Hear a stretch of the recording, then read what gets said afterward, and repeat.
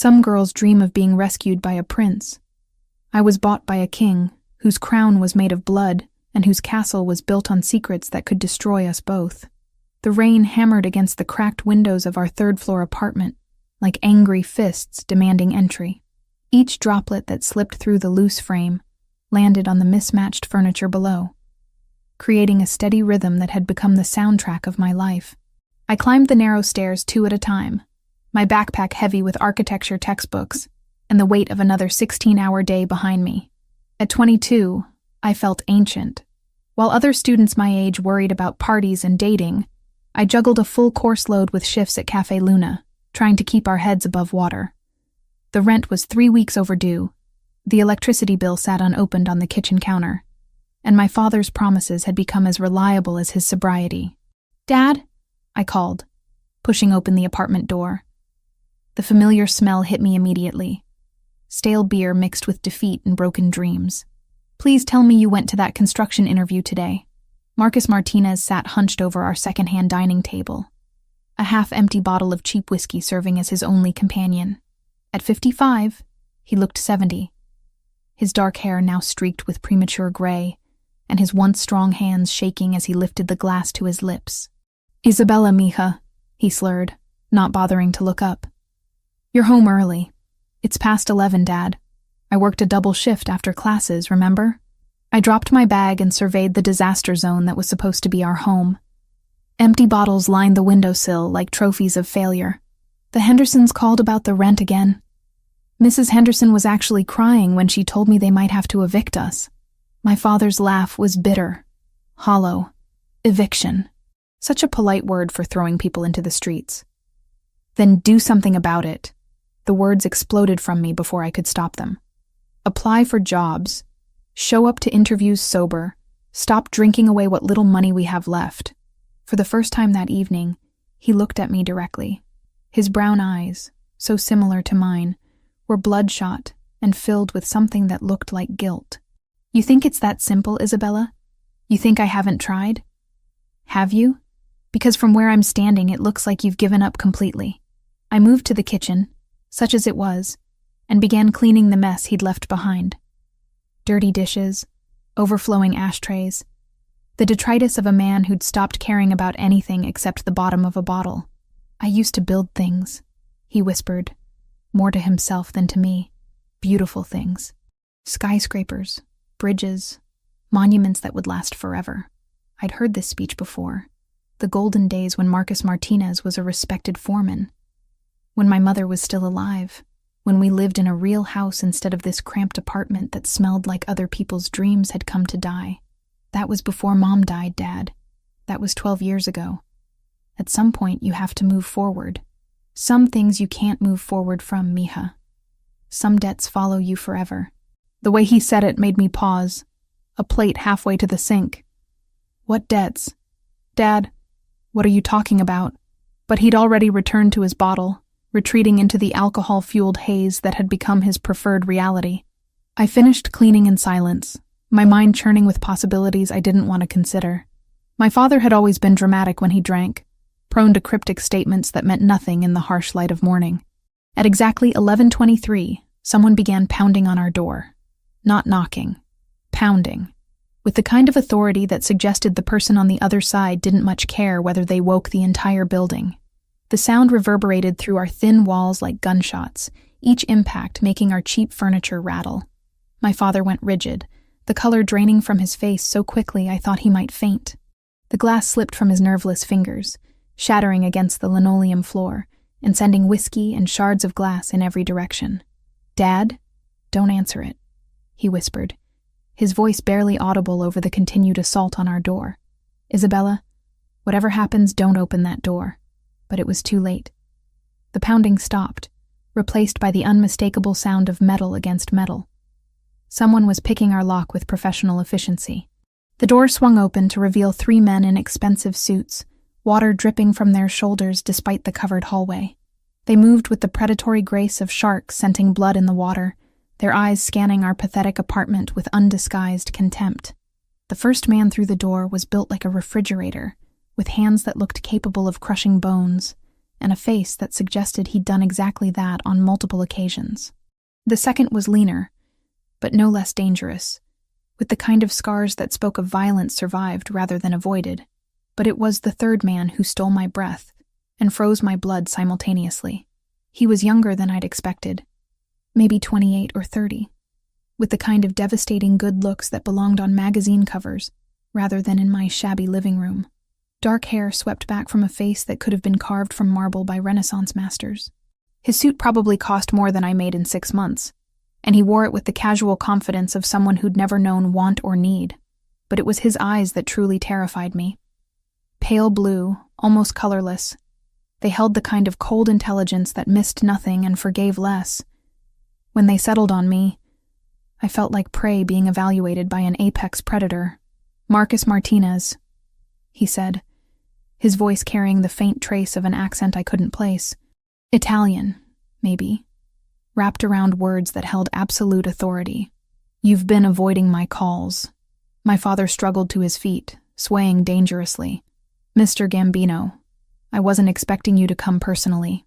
When a man owes me $2 million and then disappears, I take a personal interest in the matter. $2 million. The number hit me like a physical blow, so large and impossible that my mind initially rejected it entirely.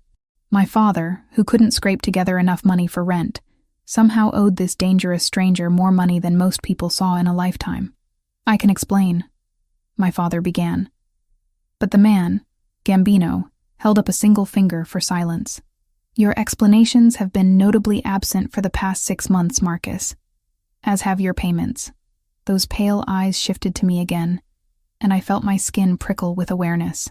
"Your daughter. She wasn't mentioned in our original contract." "Leave her out of this," my father said, finding some backbone despite his obvious terror. "Isabella has nothing to do with my business. Your business became my business the moment you defaulted on our agreement." Gambino stepped closer to me, and I caught the scent of expensive cologne mixed with something darker. "Isabella Martinez, 22 years old, architecture student at Metropolitan University, works part-time at Cafe Luna on 5th Street. The fact that he knew so much about me made my mouth go dry with fear. "How do you know that?" "I know everything about the people who owe me money, Miss Martinez. And their families." His gaze swept over our pathetic living room, taking in the broken furniture, the water stains on the ceiling, the general air of desperation that clung to everything like smoke. "Though I must say, seeing your living conditions makes it clear that your father's debt is unlikely to be resolved through conventional means." "What kind of debt?" I found my voice, though it came out smaller than I intended. "How does someone owe $2 million? My father made a strangled sound of protest, but Gambino's cold smile silenced him. "Gambling debts, Miss Martinez. Your father has an unfortunately expensive habit of betting on outcomes he cannot control. Football games, boxing matches, horse races.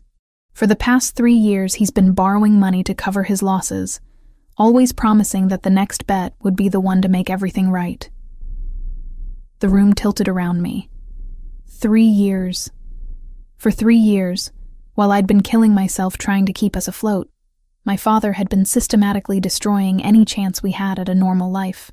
"I can get the money," I heard myself say, though I had no idea how. "Give me time, I'll figure something out. $2 million, Miss Martinez. At your current income rate, you'd need approximately 47 years to earn that much. Assuming, of course, that you never spent a penny on trivial things like food or shelter. Then what do you want?" The question came out as barely a whisper. Gambino studied me for a long moment, and I had the unsettling feeling that he was seeing something I didn't understand, something that had nothing to do with money or debt or the desperate mathematics of poverty. "Your father has 3 days to present me with $2 million, Miss Martinez. If he cannot produce the money, then I'll be forced to collect payment in other ways." His pale eyes never left mine, and I assure you, the alternatives are far less pleasant for everyone involved. He turned to leave, his men falling into formation around him like a well-rehearsed dance. But at the door he paused, looking back over his shoulder with an expression I couldn't read. 3 days, Marcus. Don't make me come looking for you again." The door closed behind them with a soft click that somehow carried more menace than if they'd slammed it hard enough to shake the building. I stood frozen in the center of our ruined living room, trying to process what had just happened. $2 million, 3 days, and a man with pale eyes who looked at me like I was the answer to a question I didn't understand. The call came at exactly 10 in the morning, 36 hours after Alessandro Gambino had walked out of our apartment and taken my sense of security with him. I was sitting in advanced structural design, desperately trying to focus on Professor Williams's lecture about load-bearing calculations, when my phone vibrated against the desk. Unknown number. My stomach clenched with instant dread. "Miss Martinez." That familiar voice flowed through the phone like expensive whiskey over ice. "I trust you've had time to consider our conversation." Around me, students scribbled notes and sketched diagrams, blissfully unaware that my world was crumbling in real time. I slipped out of the classroom and into the hallway, pressing my back against the cold concrete wall. "My father doesn't have $2 million, I whispered. "You know he doesn't have it. I know many things about your father, Isabella. May I call you Isabella?" He didn't wait for permission. "I know that he lost his construction job due to a gambling incident involving his foreman's wages. I know that he's defaulted on 17 different loans in the past 2 years. I know that your mother's life insurance was the only thing that kept you from being homeless when you were 17. Each revelation hit like a physical blow. How could this stranger know more about my family's history than I did? What I'm curious about," he continued, "is you. A young woman sacrificing her youth to support a father who has repeatedly betrayed her trust. Most people would have walked away by now. He's my father. And loyalty is admirable. It's also something I value highly in my business relationships." A pause that stretched just long enough to make me nervous. "I'd like to discuss alternative arrangements. Are you available this afternoon? I have classes. Miss Martinez, your father owes me $2 million. In 24 hours, if that debt remains unpaid, alternative collection methods will be implemented. I suggest you reevaluate your priorities." The line went dead, leaving me staring at my phone in the middle of a busy hallway, while students flowed around me like water around a stone. 24 hours. The 3 days he'd originally given us had somehow become one. I skipped my remaining classes and took the bus to the address he'd texted me, watching the city transform as we moved from my rundown neighborhood toward the wealthy suburbs. The houses grew larger, the lawns more manicured, the cars more expensive. By the time I reached my stop, I felt like an alien visiting a foreign planet. The mansion that rose before me belonged in architectural magazines, not reality. Clean lines of glass and stone created a structure that seemed to flow seamlessly into the landscaped ground surrounding it. Water features and strategic lighting turned the approach into something resembling a work of art. 2 men in dark suits flanked the front entrance, their bulging jackets suggesting they were armed. They nodded respectfully as I approached, as if young women in discount store clothing regularly visited this fortress of wealth and power. "Miss Martinez," one of them said, "Mr. Gambino is expecting you." The interior was even more impressive than the exterior. The foyer alone could have housed my entire apartment, with marble floors that gleamed like mirrors, and a staircase that curved upward in an elegant spiral. Original artwork adorned the walls, pieces I recognized from textbooks, but had never expected to see in someone's home. Impressive, isn't it?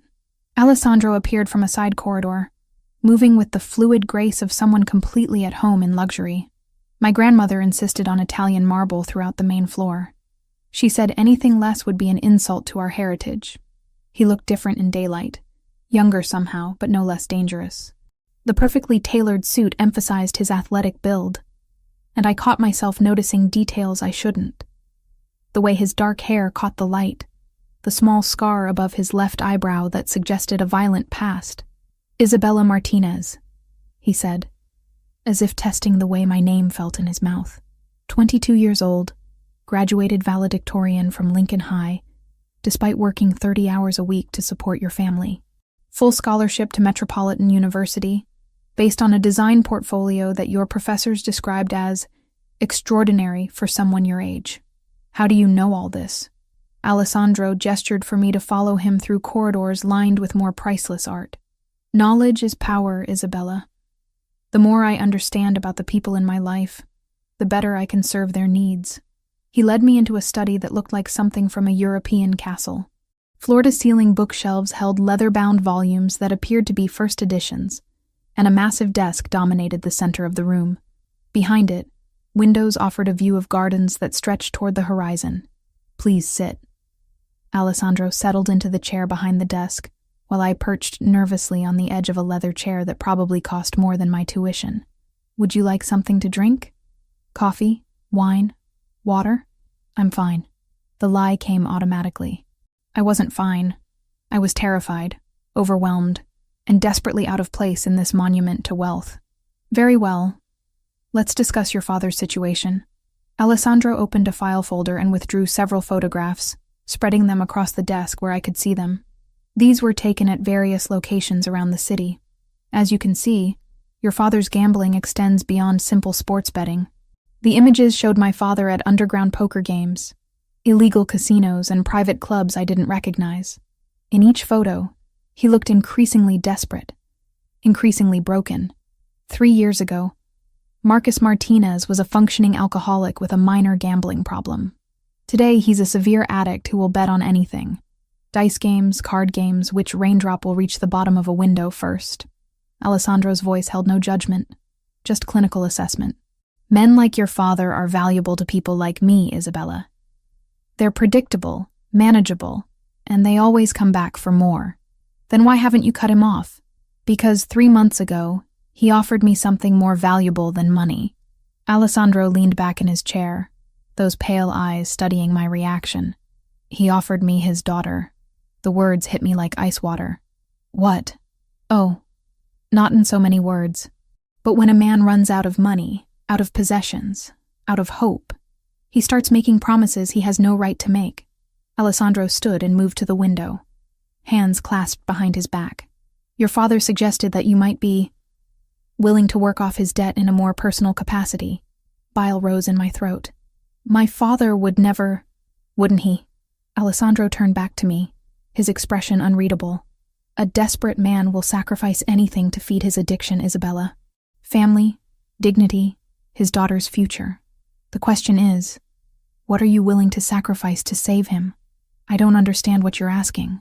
"I'm asking you to marry me."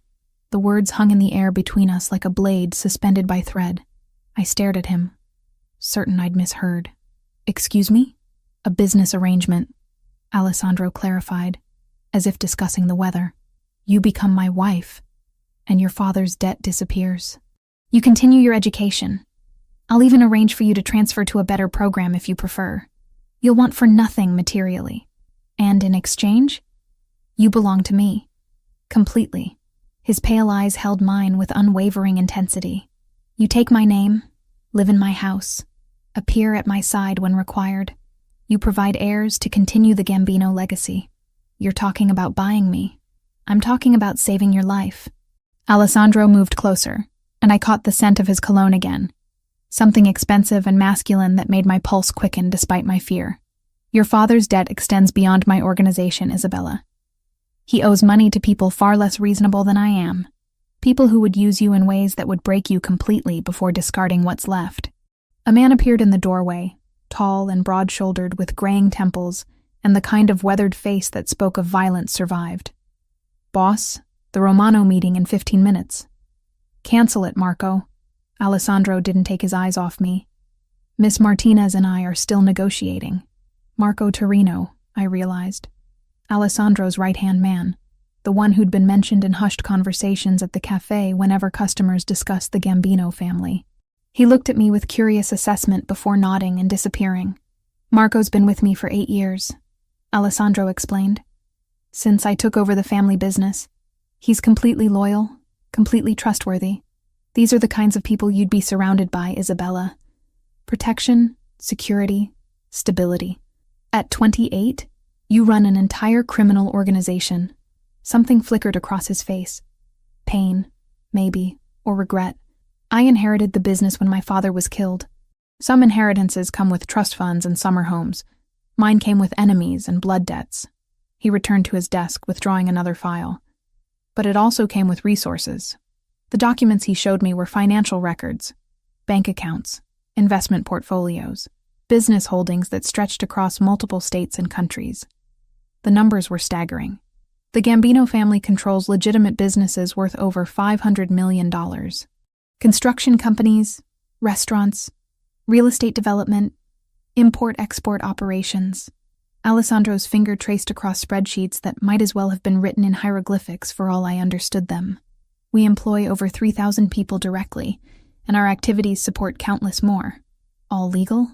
The vast majority. Some activities exist in gray areas that allow for more flexible interpretation of regulations, but nothing that would endanger the long-term stability of the organization. I stared at the documents, trying to wrap my mind around the scale of what he was showing me. Why would you want to marry someone like me? You could have anyone. I could have anyone willing to marry me for my money. That's not the same thing. Alessandro closed the file and leaned forward, his intense gaze holding mine. I've watched you for months, Isabella. The way you care for your father despite his failures. The way you've sacrificed your own happiness to keep your family together. That kind of loyalty. That strength of character. It can't be bought. You've been watching me? I make it my business to understand everyone connected to my interests. Your father became my concern the moment he started borrowing money from my associates. Alessandro's smile was sharp. But you became my concern for entirely different reasons. This is insane. This is business. I need a wife who will provide legitimate heirs and represent the family with dignity. You need security and the kind of protection that will keep you and your father alive. He stood and moved around the desk, stopping just close enough to make me intensely aware of his presence. It's a mutually beneficial arrangement. And if I refuse? Alessandro's expression didn't change, but something cold flickered in his pale eyes. Your father dies. Painfully and publicly, as an example to others who might consider defaulting on their obligations. You'll be left to deal with his remaining creditors, who are considerably less civilized than I am. That's not a choice. That's coercion. Welcome to my world, Isabella. Alessandro returned to his chair, suddenly looking every one of his 28 years, and then some. Choice is a luxury most people can't afford. The question is, will you make the smart choice, or will you let pride destroy everything you've worked to protect? I stared at this dangerous, beautiful man, who was calmly discussing purchasing my life as if it were a business transaction. Everything I'd planned, everything I'd dreamed of, was crumbling around me. I need time to think. You have until tomorrow morning. After that, alternative collection methods will be implemented, and the offer expires. Alessandro's voice was gentle but implacable. Consider carefully, Isabella. Some opportunities only come once. I spent the entire night staring at the ceiling, Alessandro's proposition echoing in my mind like a song I couldn't stop hearing. Marry him. Become his wife. Sign away my freedom to save my father's worthless life. By dawn, I'd convinced myself there had to be another way. The First National Bank opened at 9, and I was waiting outside when the security guard unlocked the doors. My appointment with a loan officer had been scheduled for weeks. A desperate attempt to secure student loan consolidation that might free up enough money to help with rent. Now I had bigger problems. Miss Martinez? The loan officer, a middle-aged woman with kind eyes and a practical suit, gestured me into her office. I've reviewed your application, and I'm afraid I have disappointing news. I sat in the uncomfortable chair across from her desk, my hands clenched in my lap. What kind of disappointing news? With your current income and debt-to-income ratio, we can't approve you for any additional lending. In fact, your existing student loans are showing some concerning payment irregularities. My stomach dropped. What do you mean? According to our records, you've missed 3 payments in the past 6 months. Your account is marked as delinquent, which affects your credit worthiness for any future lending opportunities. 3 missed payments. My father had been intercepting the bills, probably selling them, or using the money for his gambling. I felt the familiar burn of betrayal mixed with helpless rage. Is there anything else I can do? Any other options? The woman's expression softened with sympathy. I'm sorry, Miss Martinez. Perhaps a family member could co-sign, or if you had collateral to secure the loan. I walked out of the bank feeling more defeated than when I'd entered. No loan, no money, no options except the one Alessandro had offered. The city seemed different as I made my way back toward campus. Brighter, more threatening, full of people who belonged in ways I never would. My phone buzzed with a text from an unknown number. Cafe Milano, 2 p.m. We need to discuss terms. I should have ignored it, should have gone to classes, pretended my world wasn't falling apart, maintained the illusion that I had choices. Instead, I found myself walking toward the address Alessandro had sent, each step feeling like I was walking toward my own execution. Cafe Milano occupied a corner building in the financial district, the kind of place where powerful people made deals over espresso that cost more than I spent on food in a week. Through the windows, I could see businessmen in expensive suits conducting meetings that probably involved more money than my family would see in a lifetime. Alessandro sat at a corner table, looking perfectly at ease in surroundings that intimidated me just by existing. He wore a charcoal gray suit today, with a white shirt that emphasized his olive complexion and a tie that probably cost more than my rent. When he saw me approach, he stood with the fluid grace of someone who'd been taught proper manners since childhood. "Isabella, thank you for coming." He pulled out a chair for me, a gesture of old-world courtesy that felt surreal given our circumstances. "I took the liberty of ordering for you. Cappuccino, no sugar, and a croissant. I hope that's acceptable." The fact that he knew my coffee preferences sent a chill down my spine. "How do you know how I drink my coffee? I told you yesterday. I make it my business to understand the people in my life." Alessandro returned to his seat, those pale blue eyes studying my face with unnerving intensity. "You look tired. Did you sleep poorly?" "I spent the night trying to figure out if there's any way out of this situation that doesn't involve selling myself to a stranger." "And what did you conclude?" I stared at the perfect cappuccino he'd ordered for me, the foam art creating a delicate pattern on the surface. "That you've made sure there aren't any alternatives. I've simply presented you with the reality of your circumstances." Alessandro's voice was gentle but implacable. "Your father's debt exists whether I'm involved or not. The consequences of his choices will unfold regardless of my preferences. You could forgive the debt. I could, but that would set a precedent that would undermine my authority and endanger everyone under my protection." He leaned forward slightly, his expression serious. "I don't run a charity, Isabella. I run a business that employs thousands of people and supports countless families. Showing weakness invites challenges that result in violence. So this is about maintaining your reputation. This is about survival. Mine, yours, and everyone connected to both of us." Alessandro reached into his jacket and withdrew a small velvet box, setting it on the table between us. "But it's also about opportunity." I stared at the box without touching it. "What's that?" "Open it." With trembling fingers, I lifted the lid to reveal a ring that took my breath away. The center stone was a perfect diamond, at least 3 carats, surrounded by smaller stones that caught the afternoon light and threw rainbows across the cafe table. It was the kind of ring that appeared in magazine advertisements, the kind normal people only dreamed about. "It belonged to my grandmother," Alessandro said quietly. "She wore it for 57 years, through wars and peace, poverty and prosperity. She gave it to my father the day before she died, with instructions that it should only be given to a woman worthy of the Gambino name. I'm not worthy of anything. I'm just a broke college student whose father is a gambling addict. You're a woman who sacrificed her own happiness to care for a parent who's repeatedly betrayed your trust. You've maintained your integrity, despite having every reason to become bitter and selfish." Alessandro's hand moved across the table, his fingers almost touching mine. "That kind of strength is rarer than diamonds, Isabella. You don't know me. I know that you work double shifts to pay for your father's mistakes.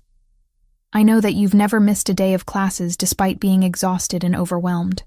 I know that you volunteer at the literacy center downtown, teaching adults to read, even though you barely have time to eat." His pale eyes held mine with unsettling intensity. "I know that you cry in the bathroom at Cafe Luna when you think no one is watching. But you always wipe your tears and go back to work with a smile." The accuracy of his observations made my skin crawl. "You've been stalking me." "I've been protecting you. There's a difference." Alessandro withdrew his hand, returning to the careful distance he maintained. "Marco has been ensuring your safety for the past 3 months. The reason you haven't been approached by your father's other creditors is because word has spread that you're under Gambino protection. Without my knowledge or consent, would you have preferred I let them take their chances with you? Because I can arrange that if you'd like to experience the alternatives." I thought about the men who'd visited our apartment, the cold violence in their eyes when they'd looked at me. Alessandro might be dangerous, but he'd never looked at me like I was prey to be consumed. Why marriage? Why not just hire me or something? Because marriage creates bonds that can't be easily broken. It provides legitimacy, legal protection, social standing. Alessandro's voice took on a harder edge. And because I need heirs, Isabella. The Gambino name dies with me unless I have children to carry it forward. Children. The word came out as barely a whisper. Eventually, yes. When you're ready, when you're comfortable with the arrangement. His expression softened almost imperceptibly. I'm not a monster, Isabella. I don't force myself on unwilling women. But you'll coerce them into marriage. I'll offer them choices they wouldn't have otherwise. Alessandro gestured around the cafe at the luxury surrounding us. Look around you. This could be your life. Security, comfort, respect. No more working double shifts. No more worrying about rent. No more watching your father destroy himself with his addiction. A waiter appeared at our table, refilling our coffee cups with practiced efficiency. He moved with the kind of deference that suggested he knew exactly who Alessandro was, and what that meant for his tip. The croissant is excellent, Alessandro observed, as if we were discussing the weather rather than the terms of my captivity. French butter, imported daily. The chef here trained in Paris. I'm not hungry. You should eat anyway. You've lost weight since I first saw you, and you were already too thin. His gaze swept over me with clinical assessment. Proper nutrition will be a priority once you're living under my roof. You're talking about me like I'm a possession you're planning to maintain, aren't you? The question was asked without malice, just matter-of-fact acknowledgement. Your father has already sold you, Isabella. The only question now is whether you'll accept the terms I'm offering, or whether you'll take your chances with less civilized buyers. I stared at this beautiful, dangerous man, who was calmly discussing the purchase of my life over artisanal coffee and French pastries. Everything about him screamed wealth and power, from his perfectly tailored suit to the way the staff treated him with nervous respect. What would be expected of me? Publicly, you'd be my wife.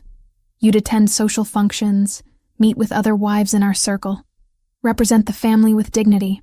Alessandro's fingers drummed against the table, the only sign of tension he'd displayed.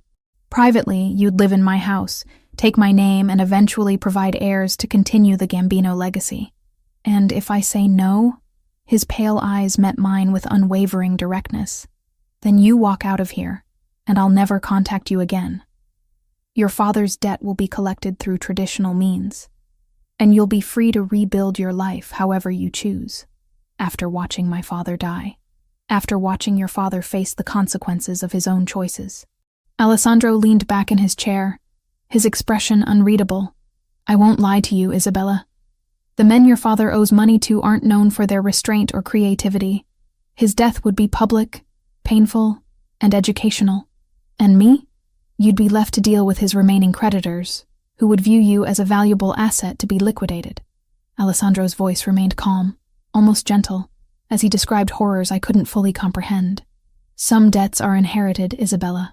Your father's gambling has created obligations that will outlive him unless they're satisfied. I closed my eyes, trying to shut out the images his words conjured. When I opened them, Alessandro was still watching me with that unsettling intensity. I need more time. Time is a luxury neither of us can afford. Alessandro signaled for the check, and the waiter appeared instantly with the bill. I've made arrangements for you to see what your life could become. Marco will pick you up at 7 tonight. I haven't agreed to anything. No, you haven't. Alessandro stood and moved around the table, stopping beside my chair. His hand settled on my shoulder, warm and heavy and possessive. But we both know you will. His touch sent an unexpected jolt of electricity through me, and I caught his scent again. That intoxicating mixture of expensive cologne and barely leashed power. When I looked up at him, something flickered in his pale eyes that I couldn't identify. Until tonight, Isabella. He left me sitting alone at the cafe table, the velvet ring box still open between my hands, and the weight of an impossible decision crushing down on me like a physical force. 2 weeks had passed since Alessandro's proposal. 2 weeks of carefully orchestrated encounters that felt like a strange courtship dance.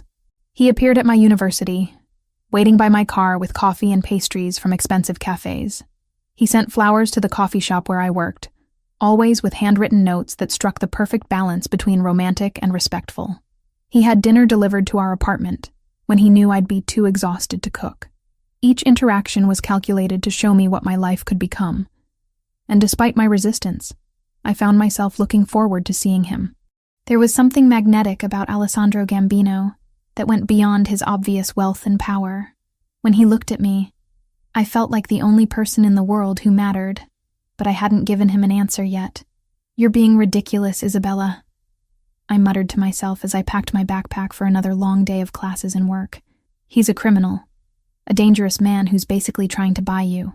The logical part of my brain knew this was true, but the part that was tired of being afraid, tired of struggling, tired of watching my father destroy everything we touched, that part whispered that maybe Alessandro's offer wasn't as terrible as it seemed. I was walking across campus toward the library when my phone rang. Unknown number, but I'd learned to recognize the particular ringtone that accompanied Alessandro's calls. "Good morning, Isabella. It's barely 8 a.m., Alessandro.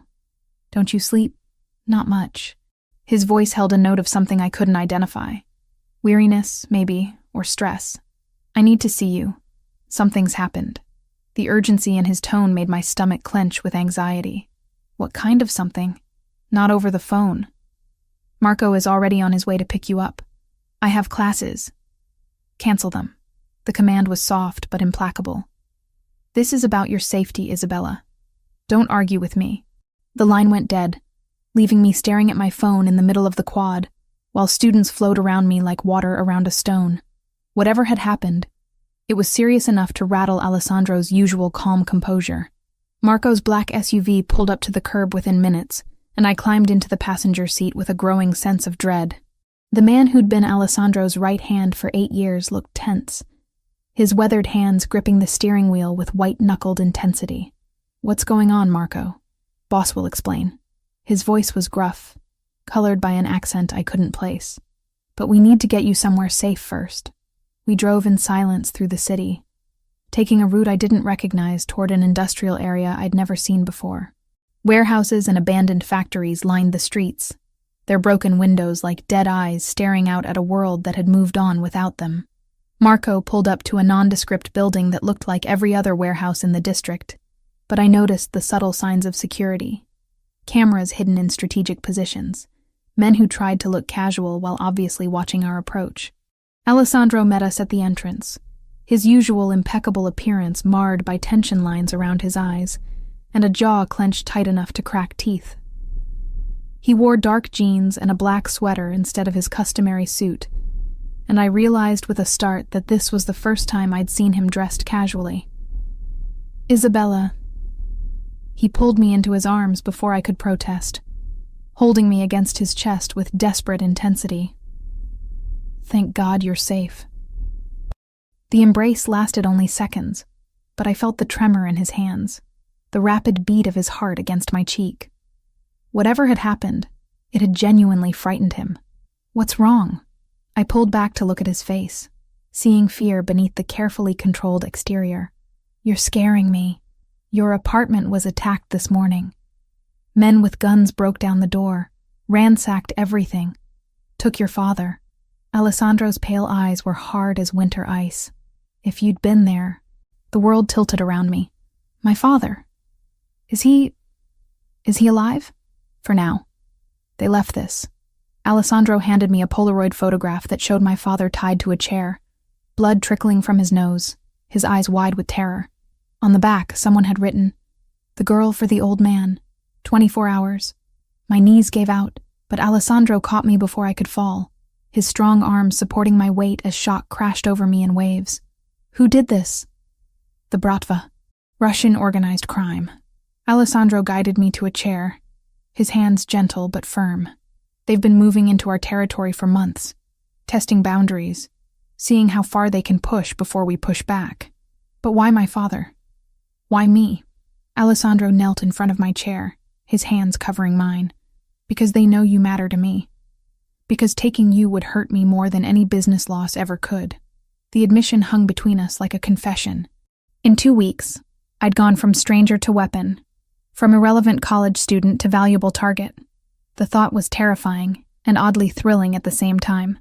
I should call the police. The police can't help with this. Alessandro's voice was gentle but implacable. This is my world, Isabella, with its own rules and its own justice. If you want your father back alive, you have to trust me. Trust you? I barely know you. You know that I've kept you safe for months without you even realizing it. You know that I've treated you with more respect than most men would show their wives, let alone a woman they're trying to convince.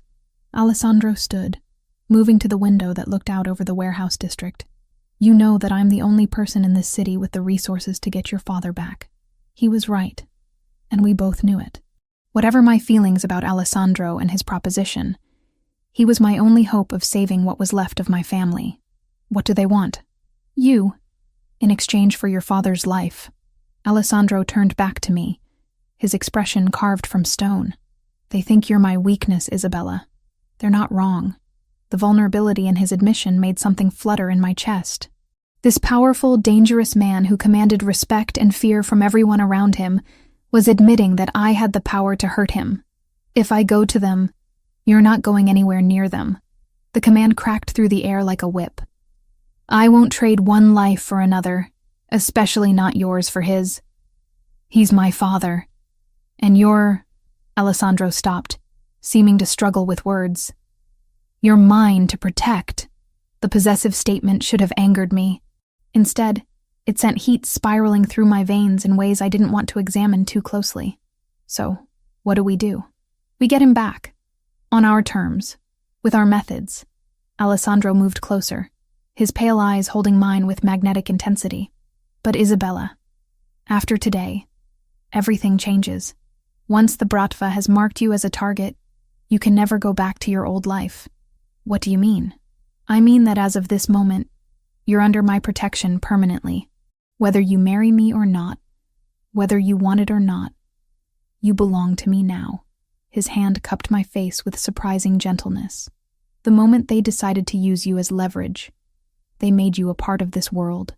I should have protested, should have demanded alternatives, should have insisted on my right to choose. Instead, I found myself leaning into his touch, drawing comfort from his strength. I'm scared.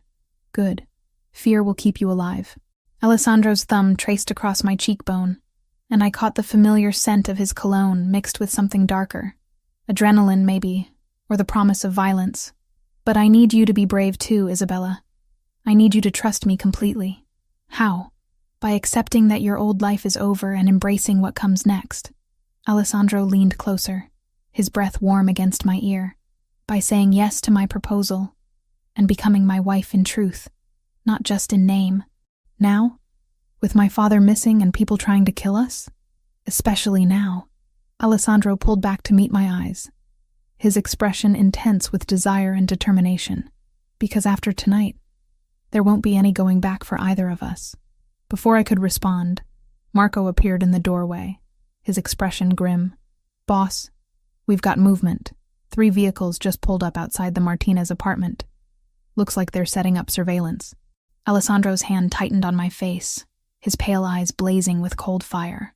They're watching for her to come home. He turned to Marco. How long until we're ready?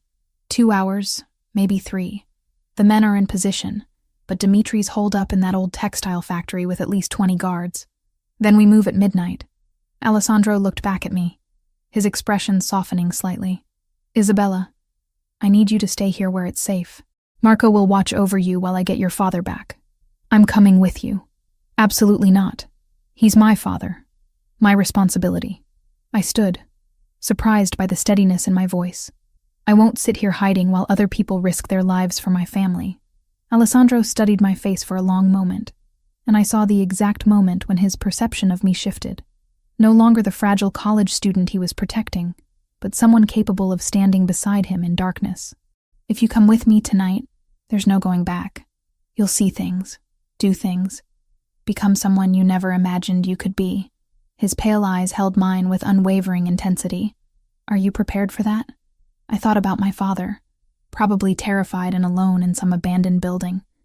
I thought about the life I'd been living, always afraid, always struggling, always at the mercy of other people's choices. And I thought about Alessandro, dangerous and magnetic, offering me a chance to stop being a victim. Yes, Alessandro's smile was sharp as a blade and twice as beautiful. Then let's go to war, Isabella Martinez. He pulled me against him, his mouth capturing mine in a kiss that tasted of desperation and promise, and the metallic tang of violence to come. When we broke apart, both of us breathing hard, something fundamental had shifted between us. I was no longer the innocent girl he was trying to protect. I was his partner in the darkness that lay ahead. 8 weeks had passed since Alessandro and I rescued my father from the Bratva. 8 weeks of living in his fortress-like mansion, of sharing meals and conversations that felt dangerously close to normal. 8 weeks of pretending I didn't notice how his touch lingered when he helped me into cars, or how his pale eyes followed me through rooms like I was something precious he couldn't bear to lose. 8 weeks of falling for a man I wasn't sure I could trust. My father had recovered from his ordeal, though the fear never fully left his eyes. Alessandro had arranged for him to stay in a secure facility, ostensibly for addiction treatment, but really for his own protection. The official story was rehabilitation. The reality was witness protection from people who still wanted him dead. But this morning, everything changed. I woke feeling nauseous. A wave of sickness that sent me stumbling to the marble bathroom Alessandro had renovated specifically for my use. As I knelt on the cold floor, retching into the pristine toilet, a terrible possibility occurred to me. When was my last period? The thought hit me like ice water. With everything that had happened, the threats, the rescue, the complete upheaval of my life, I'd stopped keeping track of normal things like menstrual cycles. But now, counting backwards, I realized I was almost 6 weeks late. 6 weeks. Right around the time Alessandro and I had first been intimate, that night of desperate fear and comfort that had led to so much more than either of us had planned. I sat on the bathroom floor, my back against the marble wall, and tried to process the implications. Pregnant. I might be carrying Alessandro Gambino's child, the heir to a criminal empire I'd stumbled into by accident. The irony wasn't lost on me. He'd wanted to marry me to provide legitimate heirs, and now I might be pregnant before we'd even had a proper wedding. I needed to know for certain. The pharmacy was a 20-minute drive from Alessandro's estate, but I'd never made the trip alone. Marco or one of the other guards always accompanied me when I left the grounds. Part of the security measures Alessandro insisted were non-negotiable. But today, I couldn't face explaining why I needed a pregnancy test to one of his men. I slipped out through the kitchen entrance while Alessandro was in his office conducting business, taking the keys to the small Mercedes he'd given me for my personal use. The guards at the gate looked surprised when I approached alone, but they didn't question my right to leave. The drive into town felt like an escape, even though I knew it was temporary. For 20 minutes, I could pretend I was just a normal 22-year-old woman running errands, not the unofficial fiancé of the most powerful crime boss in the city. The pharmacy was busy with the usual afternoon crowd, and I grabbed a pregnancy test from the family planning aisle, with hands that shook only slightly. The teenage cashier barely glanced at me as she rang up my purchase, probably assuming I was just another college student dealing with the consequences of poor decision-making. If only it were that simple. I was driving back toward Alessandro's estate when I noticed the black sedan following me. At first, I thought it might be one of his security team, but the car maintained a careful distance that suggested surveillance rather than protection.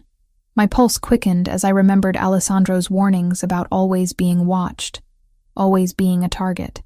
I took a detour through downtown, testing whether the car would follow. It did, staying exactly 3 vehicles behind, professional and patient. Fear crept up my spine as I realized I was being hunted by someone with the skills to make it look casual.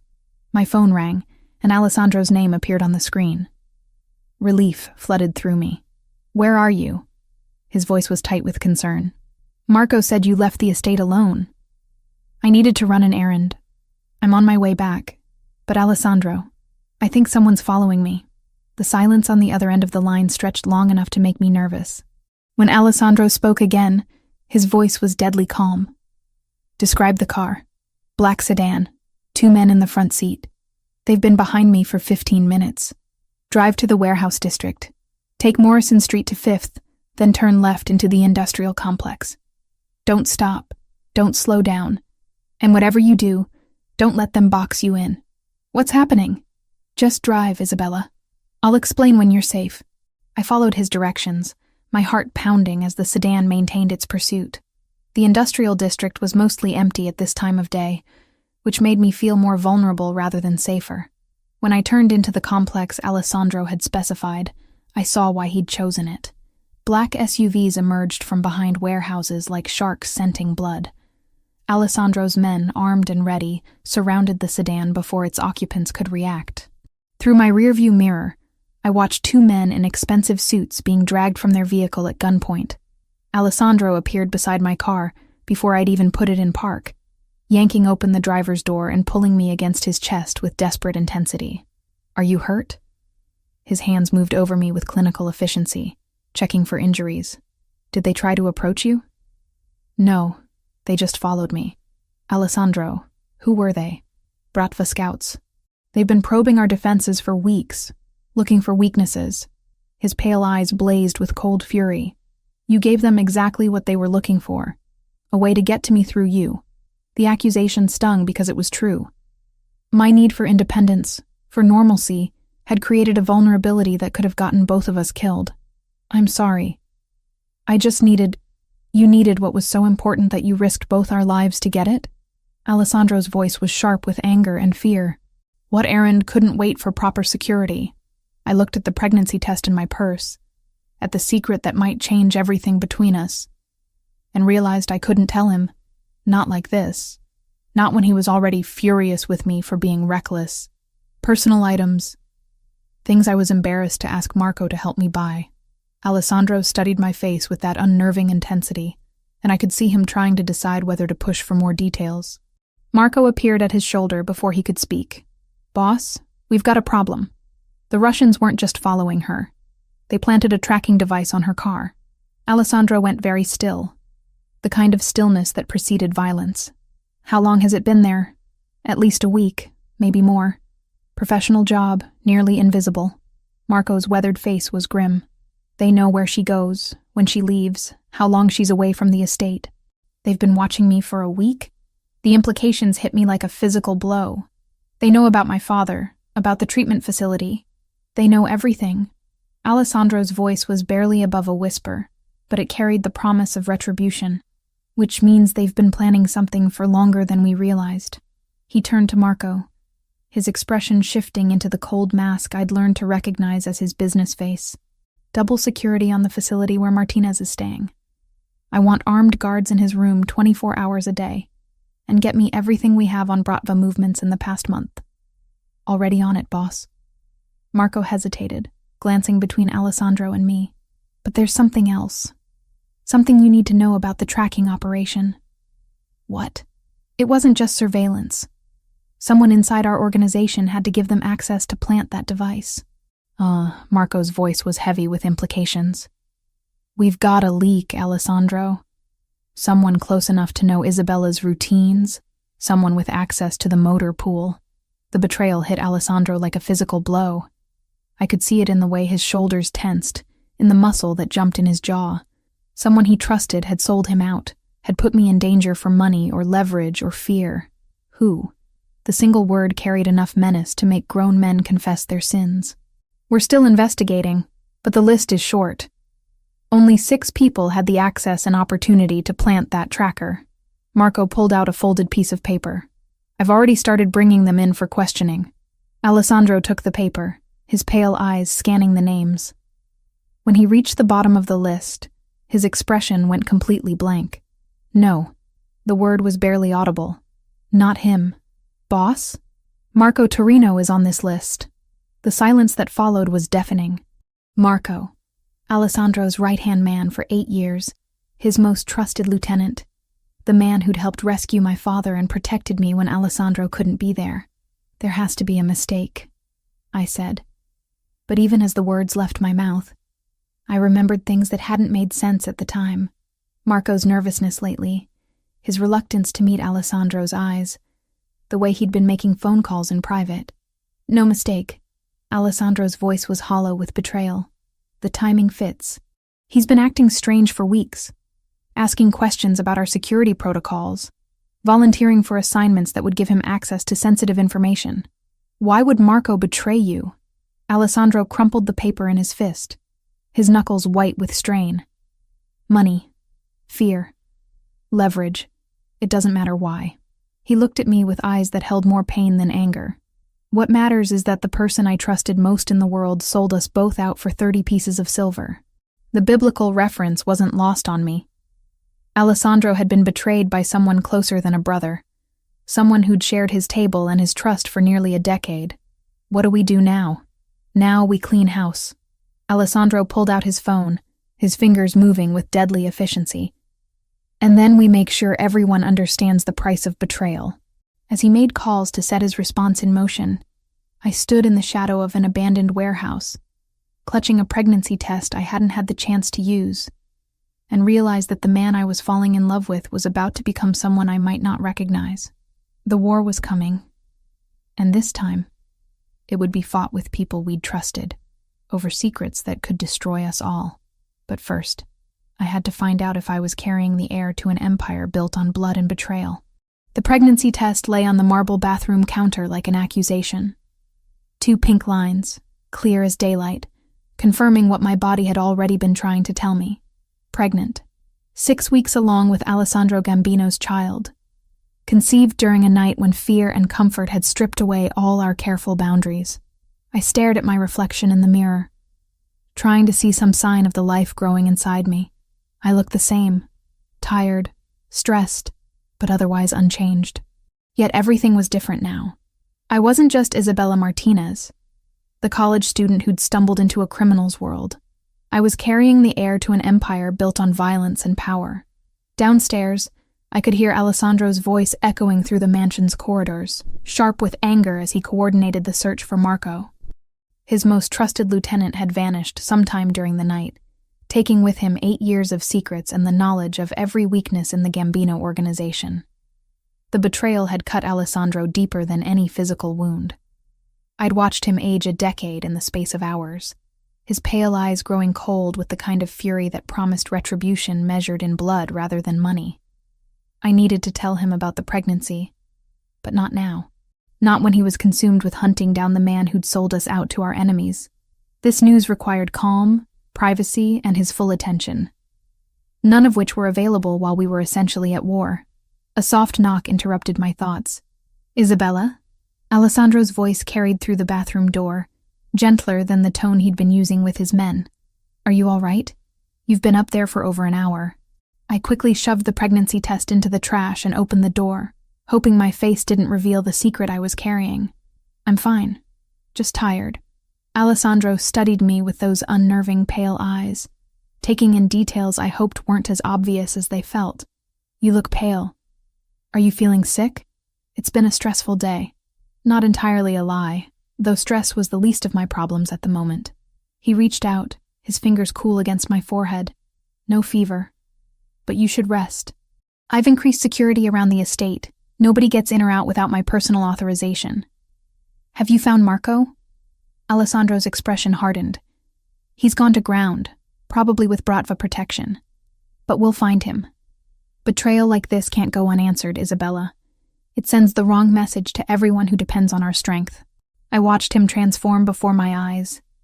The man who'd touched my face with gentle concern becoming the ruthless leader who commanded fear and respect throughout the city.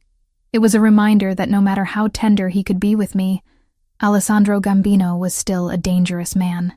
"What will happen when you find him? What always happens to traitors?" Alessandro's voice was matter of fact, devoid of emotion. "Marco made his choice when he sold us out. Now he'll face the consequences." The casual way he discussed murder should have terrified me. Instead, I found myself nodding, understanding that in this world, betrayal was a capital offense. Marco had put both our lives at risk, had endangered my father, had sold information that could have gotten me killed. In Alessandro's world, that debt could only be paid in blood. "I need to check on something at the facility where your father is staying," Alessandro continued, his hand finding mine. "Will you be safe here for a few hours?" "Of course. Where else would I go?" Something flickered in his eyes. Relief, maybe, or gratitude, that I wasn't fighting him on the security measures. I've left instructions with the guard detail. You're not to leave the estate grounds for any reason. Understood? Understood. Alessandro leaned down and kissed my forehead, a gesture so tender it made my chest ache. This will be over soon, Isabella. Once we've dealt with Marco and sent the Bratva a message they won't forget, we can go back to planning our future. Our future. If only he knew how much more complicated that future had become. After Alessandro left, I found myself wandering through the mansion's empty corridors, my thoughts churning with possibilities and fears. The house that had become my sanctuary now felt like a beautiful prison, its luxury unable to distract from the violence brewing just beyond its walls. I was in Alessandro's study, looking through the architectural books he'd bought for me, when the phone rang. Not Alessandro's private line, but the main house number that only family and close associates knew. Gambino residence. I'd learned to answer with the proper formality. Isabella? The voice was unfamiliar, male, with a slight accent I couldn't place. Isabella Martinez? Ice flooded my veins. Who is this? A friend of Marco's. He's very concerned about your well-being. I should have hung up immediately, should have called security, should have done anything except continue the conversation. But fear had frozen my vocal cords. Marco asked me to give you a message, the voice continued, smooth and confident. He wants you to know that Alessandro isn't the man you think he is.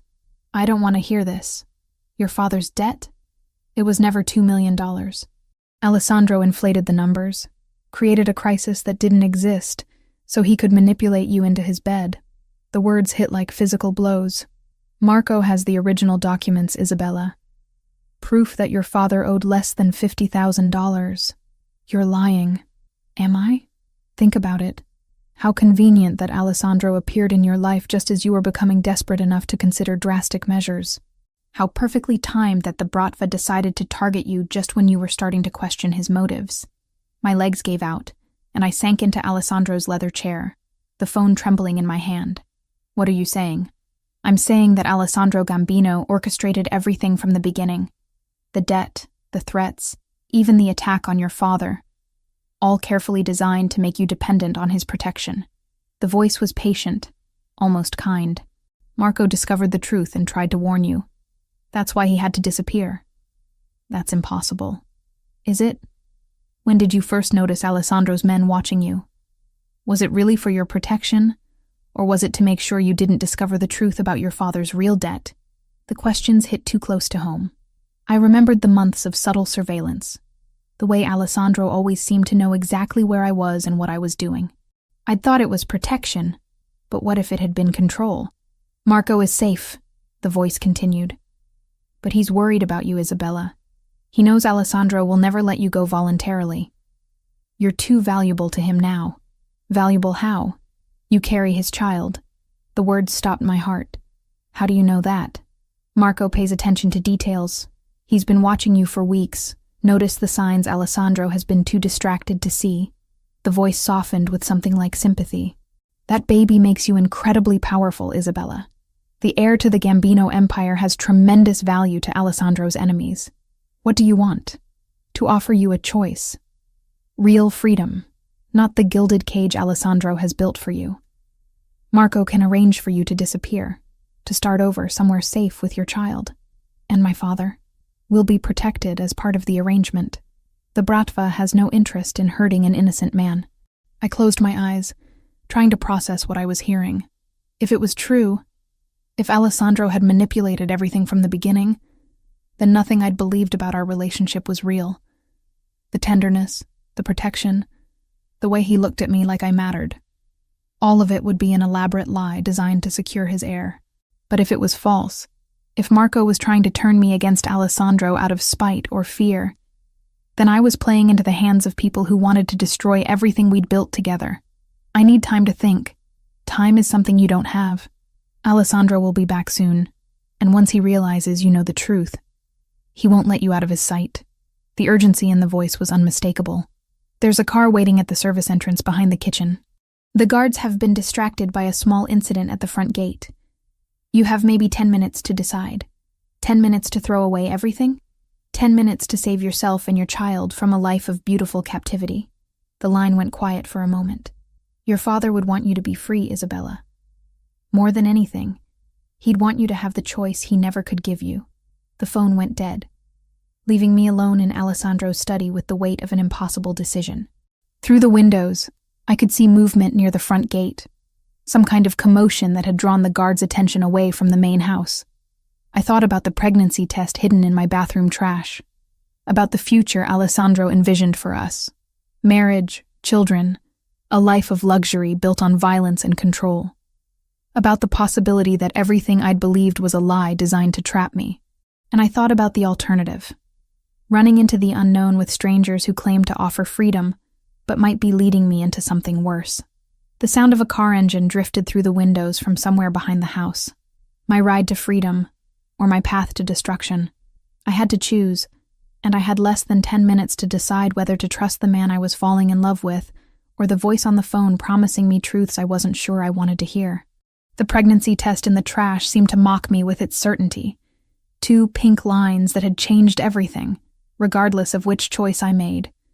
But as I sat in Alessandro's chair, surrounded by the books he'd bought for me and the life he'd built around me, I realized that my decision had already been made the moment I'd seen those 2 pink lines. I was carrying his child. Whatever else might be true or false, whatever games might be being played around me, that baby was real, and that baby deserved better than to be born into a war between people who claimed to care about me. I walked to the kitchen, past the service entrance where a car waited in the shadows, and picked up the phone to call Alessandro. Isabella? What's wrong? Nothing's wrong. I just wanted to hear your voice, and I wanted to know, when I told him about the pregnancy, whether his reaction would reveal a man who truly loved me, or one who'd finally secured his perfect pawn. I'll be home soon. Are you sure you're all right? I'm sure, I lied, one hand instinctively moving to my still flat stomach. I'm exactly where I need to be. Whether that was true remained to be seen. But I was done running from the truth, whatever form it might take. The war came to us at dawn, 3 days after the phone call that had nearly torn my world apart. I'd chosen to trust Alessandro, chosen to believe that whatever manipulation might exist in our relationship, his feelings for me were genuine. But doubt lingered like a poison in my veins, making me question every touch, every tender word, every promise of protection. I still hadn't told him about the pregnancy. Isabella, get away from the windows. Alessandro's voice cut through my morning reverie like a blade. He stood in the doorway of our bedroom, fully dressed despite the early hour, his pale eyes scanning the grounds beyond the glass with predatory alertness. What's wrong? Movement in the tree line. At least 20 men, probably more. He was already reaching for the gun he kept in the nightstand, his movements efficient and deadly calm. The Bratva is making their move. Through the bulletproof glass, I could see dark figures moving between the trees that bordered Alessandro's estate. They advanced with military precision, using the landscape for cover as they surrounded the mansion like a noose drawing tight. Where's my father? Safe. I moved him to a secondary location yesterday when our intelligence suggested this was coming. Alessandro checked his weapon with practiced ease, then tucked a second gun into his waistband. But, Isabella, there's something you need to know before this starts. The serious tone in his voice made my stomach clench with dread. What? We found Marco. I turned from the window, studying his face for clues about what this meant. Is he alive? He's alive. But what he told us... Alessandro's jaw tightened with controlled fury. The Bratva has been planning this for months, Isabella. The attack on your father, the surveillance, even Marco's betrayal. It was all orchestrated to separate us from our allies and leave us vulnerable. How? They knew Marco had gambling debts. They've been slowly buying his loyalty for over a year, feeding him just enough money to keep him dependent while gathering intelligence about our operations. Alessandro moved to the window, his gaze tracking movement in the distance. The night they took your father, Marco gave them our security protocols. He thought he was just helping them grab a random kidnapping victim for ransom. But then why did he help rescue Dad? Because by then he realized he was in too deep to get out. The Bratva doesn't let people walk away, Isabella. Once you're compromised, you either serve them completely or you die. Alessandro's voice carried the weight of hard experience. Marco chose to serve them. The betrayal hit me like a physical blow, even though I'd known it was coming. Marco, who'd protected me, who'd seemed genuinely loyal to Alessandro, had been playing a double game that could have gotten us all killed. But there's more, Alessandro continued, his pale eyes meeting mine with startling intensity. The phone call you received 3 days ago. That was Marco. He was trying to get you to run because the Bratva promised to spare your life if he could deliver you to them voluntarily. My blood turned to ice. They wanted me alive? They want you alive because you're carrying my heir. Alessandro's gaze dropped to my still flat stomach, and I saw knowledge in his eyes that made my knees weak. Did you think I wouldn't notice, Isabella? The morning sickness, the exhaustion, the way you've been avoiding wine at dinner. He knew. Alessandro had known about the pregnancy, possibly longer than I had, and he'd been waiting for me to tell him. The realization that he'd been protecting not just me, but our unborn child, made something shift inside my chest. How long have you known? 2 weeks. Since you started falling asleep during our evening conversations and couldn't tolerate the smell of coffee. Alessandro moved closer, his hand coming up to cup my face with infinite gentleness. I've been waiting for you to trust me enough to share the news. I was afraid you'd think I did it on purpose. To trap you. Isabella. His thumb traced across my cheekbone, and I saw something raw and vulnerable in his expression. I've been hoping for this since the first night we were together. You carrying my child isn't a trap. It's a gift I never thought I deserved. Before I could respond, the sound of gunfire erupted from somewhere on the grounds. Alessandro immediately pushed me away from the window, his protective instincts overriding everything else. The panic room. Now. He guided me toward a section of wall that looked identical to the rest, but concealed a hidden door. You'll be safe there until this is over. I'm not hiding while you fight a war. You're carrying my child, Isabella. That changes everything. Alessandro's voice was steel wrapped in silk. I won't risk both of you for the sake of your pride. More gunfire, closer this time, accompanied by shouts in multiple languages. Through the windows, I could see muzzle flashes lighting up the pre-dawn darkness like deadly fireworks. Alessandro, there's something else. I caught his arm as he started to turn away. The phone call from Marco. He said my father's original debt was only $50,000. That you inflated it to manipulate me. Alessandro went very still, his pale eyes searching my face. And you believed him? I don't know what to believe anymore. Then believe this. Alessandro pulled out his phone, scrolling through files until he found what he was looking for. Your father's gambling debts, documented by 3 different organizations over 2 years. The total comes to just over $2.3 million. The numbers on the screen made my head spin. Detailed records of bets placed, money borrowed, interest compounded at rates that would have made legitimate lenders blanch. It wasn't just the $50,000 Marco had claimed. It was a systematic destruction of any hope my father might have had for financial redemption. Marco lied to you, Isabella. The Bratva coached him on exactly what to say to make you doubt me, to make you vulnerable to their promises of rescue. Alessandro tucked the phone away, his expression grim. They needed you to come willingly, because taking you by force would have started a war they weren't ready to fight. But they're fighting it now, because their subtle approach failed.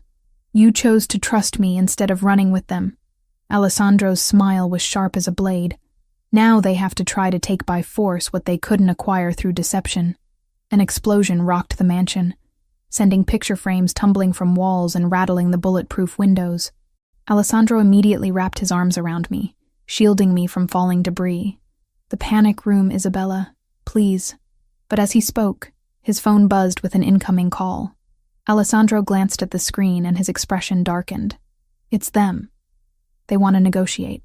He answered on speaker, his voice deadly calm. You have something to say, Dimitri? Alessandro Gambino. The voice was smooth, cultured, with the faint accent of someone who'd learned English as a second language. I believe we have something to discuss. I don't negotiate with people who attack my home, not even to save the life of your unborn child. The question sent ice through my veins. We know Isabella is pregnant, Alessandro. We know that heir represents the future of your entire organization. Get to the point. The point is simple. You have something we want, and we have something you want. Your father-in-law is safe for now, but that could change very quickly if you don't listen to reason. My father. Despite Alessandro's assurances, the Bratva had somehow gotten to him. I saw the moment Alessandro realized the same thing, saw the cold fury that transformed his features into something terrifying. What do you want? Isabella, unharmed and willing. In exchange, Marcus Martinez lives, and we withdraw from your territory permanently. Dimitri's voice was patient, reasonable, as if he were discussing a simple business transaction. You have 1 hour to consider the offer. And if I refuse? Then we kill the old man, storm your fortress, and take what we want anyway. The only difference is how many people die in the process. The line went dead, leaving us in silence, broken only by the distant sound of gunfire and the hammering of my own heart. They have my father. I know. Alessandro's voice was hollow with self-recrimination. I thought the facility was secure. I thought, it doesn't matter what you thought. The words came out harder than I intended, fueled by fear and adrenaline and the terrible certainty that this was my fault. They have him because of me, because I'm a liability you can't protect. Isabella. No. I stepped back, putting distance between us even as another explosion shook the mansion. I won't let my father die because I was too selfish to make the hard choice. You're not going anywhere near them. It's not your decision to make. I met his pale eyes with all the determination I could muster. I'm not your possession, Alessandro.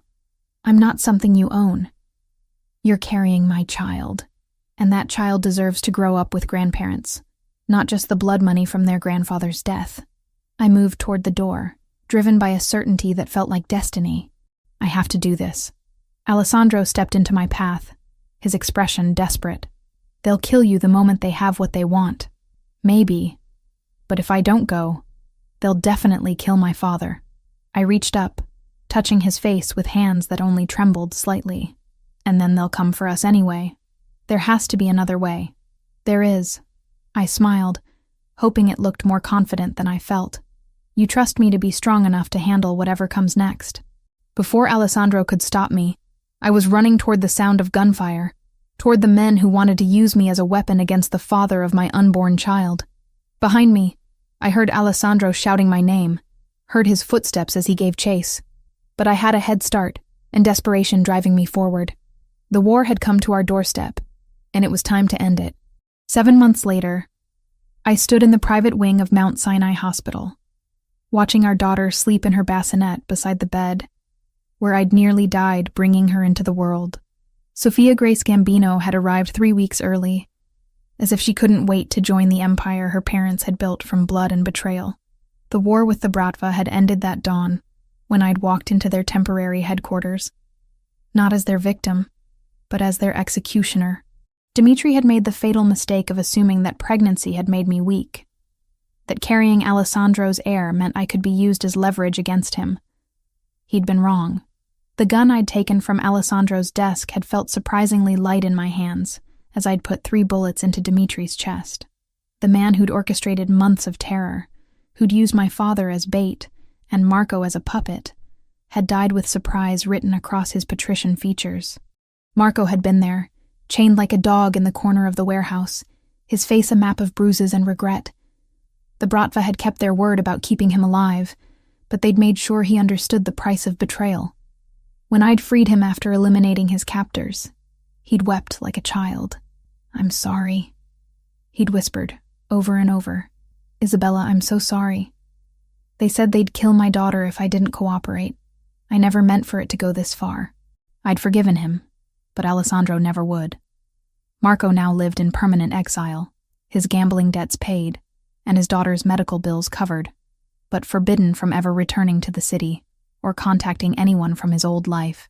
It was mercy of a sort, though I suspected Marco would have preferred death to the isolation Alessandro had imposed. My father had been found in the basement of the same warehouse, physically unharmed but mentally shattered by his ordeal. The addiction treatment Alessandro had arranged had helped with the gambling, but the trauma of being kidnapped and used as leverage against his daughter had left deeper scars. He was clean now, sober for the first time in years, working as head accountant for one of Alessandro's legitimate construction companies. The job gave him purpose and dignity, while keeping him under protection that looked like ordinary employment. He'd walked me down the aisle 6 months ago, tears streaming down his face as he placed my hand in Alessandro's. Our wedding had been a masterpiece of controlled violence wrapped in silk and flowers. Representatives from every major crime family on the East Coast had attended, some as allies, others as carefully managed threats. The ceremony itself had taken place in a private chapel on Long Island, with security so extensive that the FBI had mistaken it for a summit meeting. I'd worn Alessandro's grandmother's dress, altered to accommodate my growing belly, and carried a bouquet of white roses that concealed a small pistol, a wedding gift from my new husband. The symbolism hadn't been lost on anyone present. Isabella Gambino was not a woman to be trifled with. Mrs. Gambino? The nurse's voice was soft, respectful in the way that expensive private medical care demanded. Your husband is here to see you.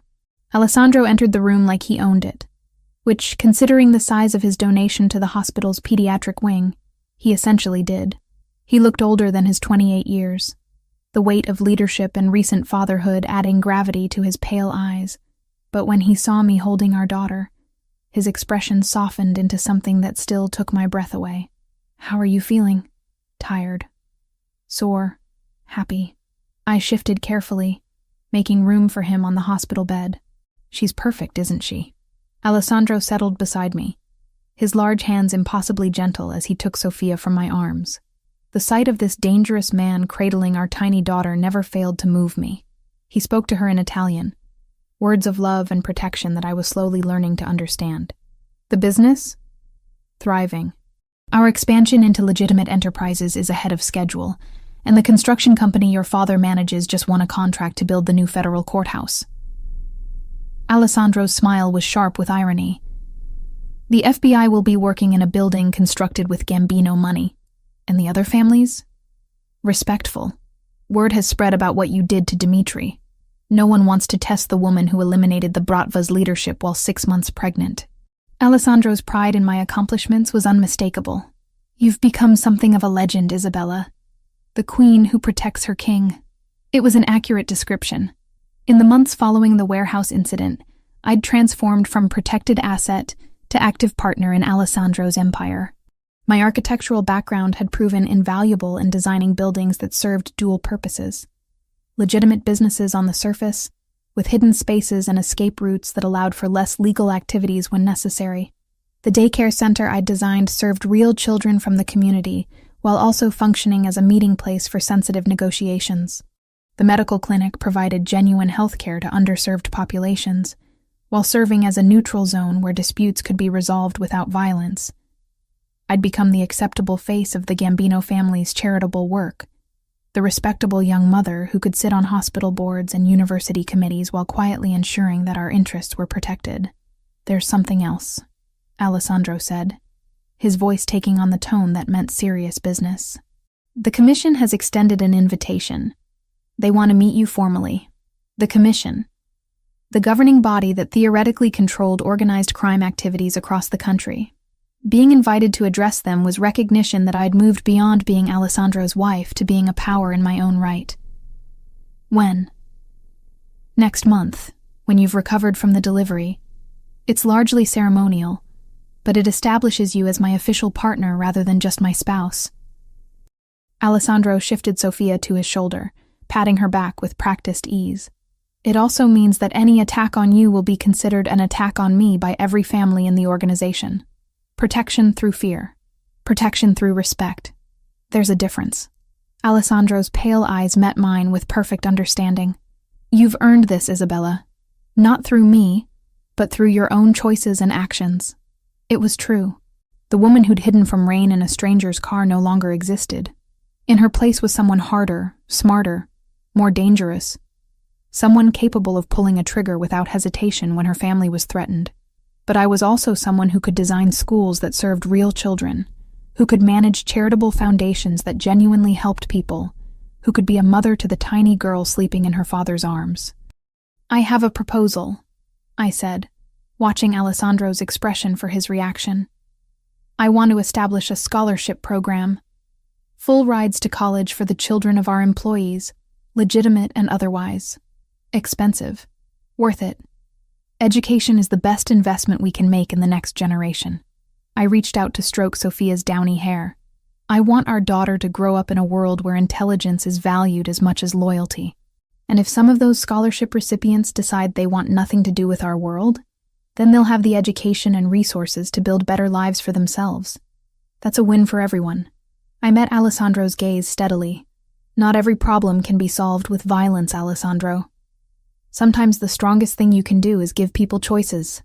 Alessandro considered this, his expression thoughtful. You want to reform the system from within. I want to build something that lasts longer than we do. Something Sophia can be proud of whether she chooses to be part of it or not. And if she chooses differently, if she wants a normal life, I looked at our daughter, perfect and innocent in her father's arms, and felt the fierce protectiveness that had driven me to kill for her before she was even born. Then she'll have that choice. But she'll have it from a position of strength, with resources and education, and the knowledge that she's loved unconditionally. I smiled, thinking of the trust funds Alessandro had already established, the legitimate businesses that would provide clean money for whatever future Sophia chose. We're not just building a criminal empire, Alessandro. We're building a legacy. Sophia stirred in her father's arms, her tiny fist closing around his finger with the instinctive grip of a child claiming her birthright. When she opened her eyes, they were the same pale blue as Alessandro's, but somehow warmer, full of possibility rather than calculation. She's going to be formidable, Alessandro murmured, wonder in his voice. She's going to be free, I corrected. Free to choose her own path, her own values, her own definition of power. Through the hospital window, the city spread out before us like a chessboard, full of territories to be claimed and alliances to be forged. I was Isabella Gambino now, wife to a king and mother to a princess, architect of an empire that served both darkness and light. The frightened girl who'd worked double shifts to pay her father's debts had died in that warehouse 7 months ago, reborn as someone who understood that true power came not from fear, but from the ability to protect what mattered most. Our daughter would inherit wealth and influence beyond measure, but more importantly, she would inherit the knowledge that strength came in many forms. Sometimes it meant pulling a trigger to protect your family. Sometimes it meant building schools to educate other people's children. And sometimes it meant choosing love over fear, trust over suspicion, hope over the cynicism that could so easily consume everything good in the world. Alessandro leaned over to kiss my forehead, careful not to disturb the baby between us. I love you, Isabella Martinez Gambino. I love you too, I whispered, meaning it more than I'd ever meant anything in my life. Outside, the city hummed with life and possibility, full of people who would never know how their fates were shaped by decisions made in hospital rooms and boardrooms, in warehouses and wedding chapels. But that was tomorrow's concern. Today, we were just a family, dangerous and devoted in equal measure, building something beautiful from the ashes of everything that had tried to destroy us. The empire would endure. But more importantly, so would we.